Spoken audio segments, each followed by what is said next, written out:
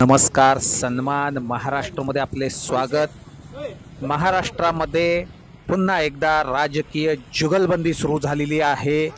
एकीकडे बीडमध्ये वाल्मिक कराड यांचं प्रकरण सुरू असताना आता नवीन खोक्या समोर आलेला आहे आणि हा खोक्या वन्यजीव संरक्षण कायद्याचं हनन करतो आहे आणि पैशाच्या गड्ड्या उडवतोय।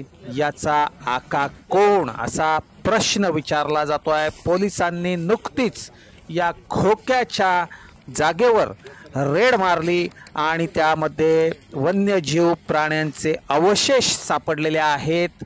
आता महाराष्ट्रामध्ये एकीकडे बीड तर दुसरीकडे हा खोक्या प्रकार समोर आलेला आहे। राजकीय नेते यावर काय भाष्य करणार? महाराष्ट्राचे गृहमंत्री या परिस्थितीची, या प्रकाराची जबाबदारी घेणार का? हा प्रश्न सन्मान महाराष्ट्रातर्फे विचारला जातोय आणि जनता देखील या अशा प्रकरणांनी हैराण आहे।